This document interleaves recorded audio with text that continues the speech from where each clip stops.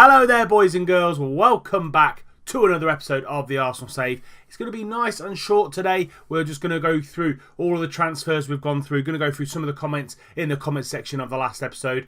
First of all, though, I do need to apologise for the lack of uploads last week. A little bit of illness for me. I've got a kidney condition. Most of you don't know that. It raised its ugly little head last week. Caused me a little bit of pain. So we're back in this week. We're going to go back up to potentially 3 episodes this week, depending on how the kidneys kick in. But fingers crossed, I'm over that now, which is good. As I said, going to go through the transfers that we've made in and out. We're also going to go through some of the comment sections that you've left as well. And then we'll show you the schedule and stuff like that and how it's all going to play out for Season 3 of this Arsenal Save, final season of Arsenal. And then we're going to go into something else. And you're going to get the chance to pick what the next team is going to be towards the end of this season. There'll be a little poll in one of the episodes, and we'll see how we get on with that. So we are going to go in to the transfers, and we're going to start with the transfers that are out. So we're going to go for the out transfers first, as we always do, and some surprising ones for some surprising amount of money as well. So the first player out of the squad was Rob Holding. He went to Everton for £10.5 million, and for someone I'm not really going to be playing, £10.5 million was probably the right thing to do. And I say he was not going to get better. He wasn't going to get into the starting lineup at all, especially with the central defenders that we've already got at the club. So I've let Rob Holding go. He is now at Everton and already injured, which is what he did most of the time with me at Arsenal as well. So £10.5 million for Rob Holding, I think, is a pretty good sell, and just added to the kitty that we had to go out and buy players. Next one out is probably a massive surprise for some of you. You lot know that I love Stefano Sturaro. He did an amazing job for us since I've signed him, and but he had to go because I was bringing players in that could play in and around that similar sort of area who I thought were better than Stefano Sturaro. His overall, his current ability did drop to 2.5 stars, so I thought it was the right time to get him out of the squad and go to pastures new. So he went to Leeds. We sold him for £20 million.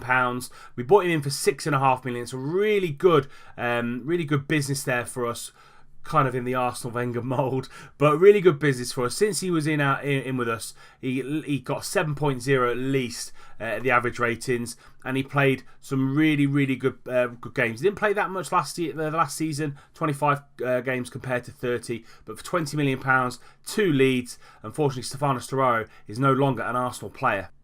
He was out on loan towards the end of last season at AC Milan, and they picked up the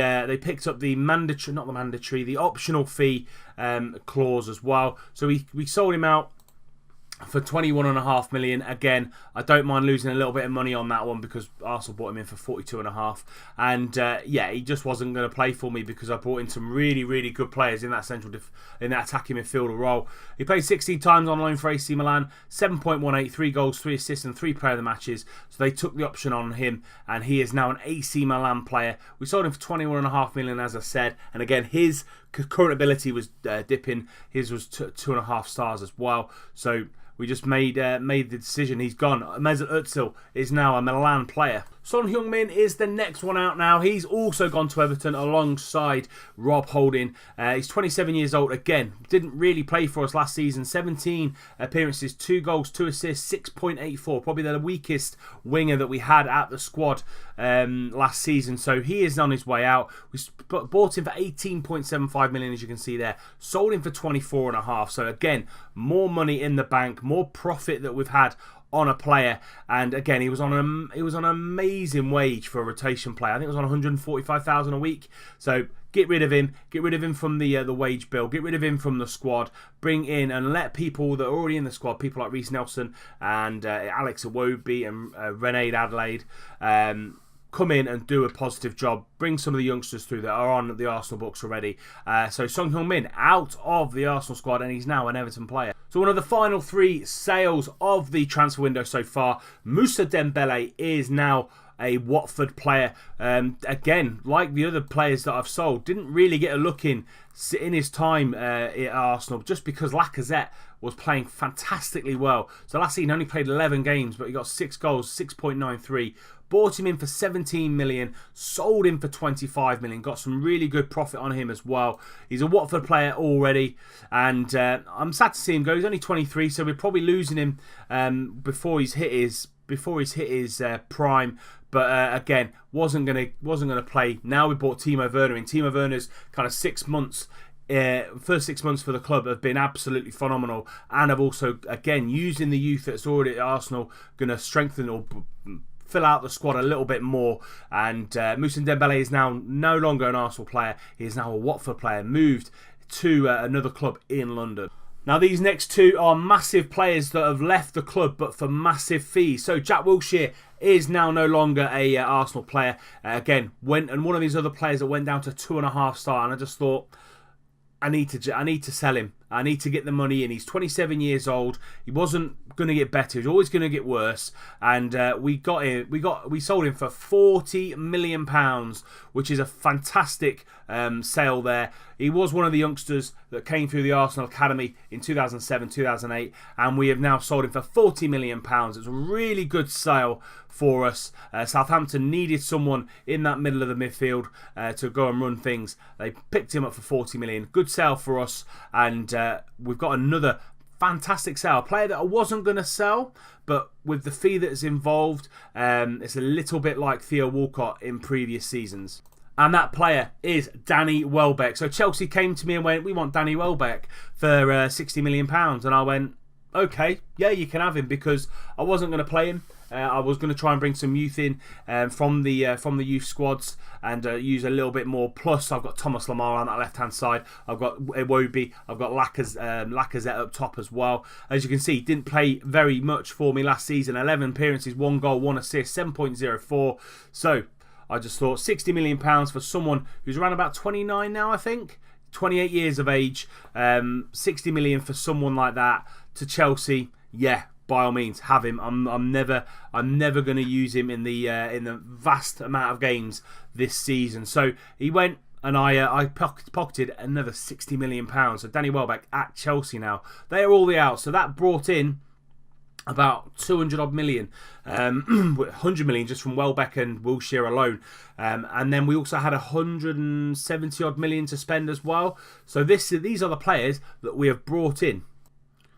The first player for a very, very small fee from Barcelona, 7.5 million, is Carlos Helena. And as you can see, 2.5 star current ability, but can grow to 4 stars, can play in the central of midfield or the attacking playmaker role up the top as well. Plus, he can play on the width if we need to. But I'm going to play him probably in the attacking midfield or attacking playmaker role up top, just behind the striker. And you see, great first touch, great passing, great technique, which you associate with all youth players coming through the Barcelona Academy. Great flair, good decision making, good composure, teamwork and vision are absolutely fantastic as well. Only 21 years of age, £17,000 a week on a hot prospect contract, should I say. And all in all, I think he'll be fantastic. I think he'll grow a lot better than some of the other players that we've let go as well. But for £7.5 million, Carlos Helena is an Arsenal player. So we needed another centre-back, having Rob Holding go out. And we've brought Jorge Mera in from Cologne. 2.5 star again, but can go up to 3 star, maybe even 3.5 star. And all in all, I think where we need him to play, he's going to be 4th kind of rotation signing, really, to be fair. Good heading, great marking, great tackling, good vision, good positioning. His mentals for the ball-playing midfielder, ball-playing defender role are fantastic. Great physicals as well. We brought him in for 23.5 million, and for a third or fourth choice centre-back, Jorge Mera, I think, does depart. I played with him before last season with an AC Milan save I had offline, and I think he's a very, very good young Spanish player. Now, in the comment section, people said I needed to go after a fantastic number 10. Chris in the comment section, this is going to be hopefully pleasing to yourself, because I think you even said someone like Coutinho, go after him and we've gone and done it. Coutinho comes in to fill in for Mesut Ozil, 4-star current, 4-star potential. We bought him in for £59 million.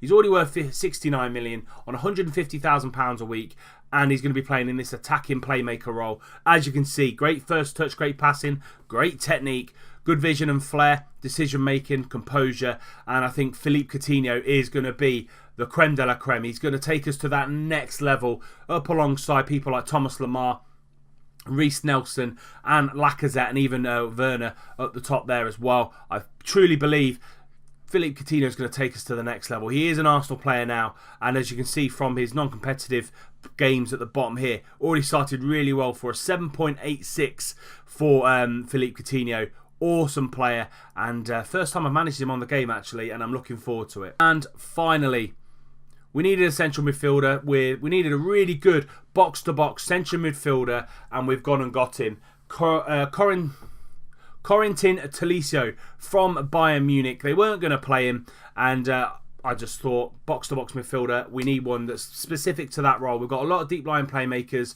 but a box-to-box midfielder we need. And Tolisso is the man that we've gone after. Great first touch, good long shots, good passing, good tackling, great work rate, which is what you need as a box-to-box. Good off the ball. His determination and decision-making, concentration is really good. His physicals are fantastic as well. We bought him in for £75 million, my second highest signing behind Thomas Lemar at 120. And again, I think he's only played one game for us, which was the Community Shield, 6.90, so still got a little bit to go to blend into the squad and get used to how we play.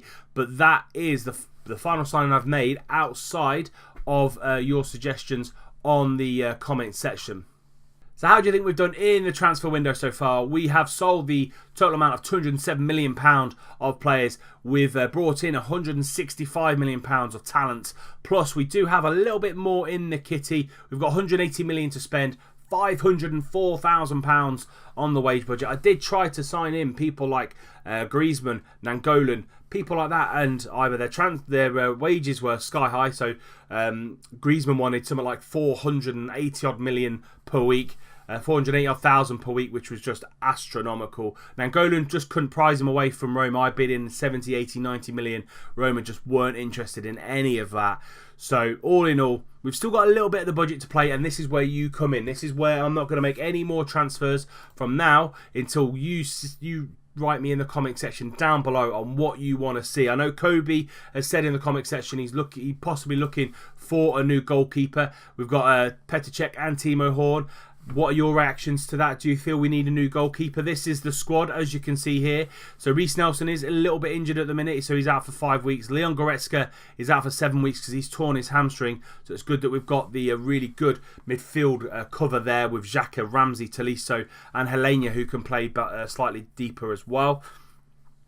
We've brought back the likes of Justin Kluivert to play on the wing alongside Alex Iwobi and Thomas Lemar and René Adelaide. We've also got Eddie Nketiah, who I've seen fantastic things, people that play him, and I'm really looking forward to getting him into the squad and see what he can do alongside Lacazette and Timo Werner. So where do you feel we need strengthening? Where do you feel we really need to put that 150 odd million pounds into?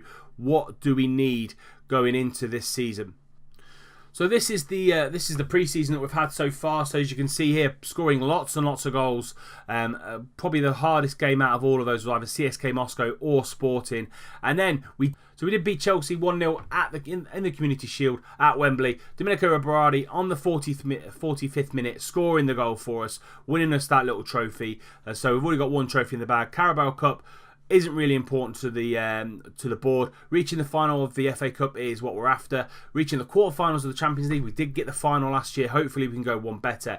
And winning the Premier League is going to be on our agenda as well. The schedule looks like this. I'm going to try and condense the season so far because it is our last season. So probably going to bring you more Champions League games and bigger games. So you've got games like Tottenham, you've got United. We do finish at Bournemouth and Leeds. You've got City and Chelsea there as well towards the end of the season. United, Tottenham and Liverpool back to back there. Plus you've got FA Cup games there as well. So there'll be bigger gaps in between in between episodes this season, just to speed it up a little bit, and it doesn't become a little bit repetitive for you guys there. So this is the transfer window so far. As you can see on the right hand side, there are 3 days left, and this is where you're going to come in, as I said before. Comment section below, where do we need to strengthen? So Harry Kane is the biggest transfer so far, gone from Tottenham to Manchester City for 113 million, which is a phenomenal fee for someone like Harry Kane. Tolisso has gone from Bayern to us for 75. Eden Hazard from Chelsea to United at 74 million. Welbeck, Arsenal to Chelsea, 60 million. Philippe Coutinho, Liverpool to Arsenal, 59 million. So we're there or thereabouts on the scale with some of the bigger transfers that are on there. This is the current transfer list, as you can see here. Are there any players on there that you feel we should be going after?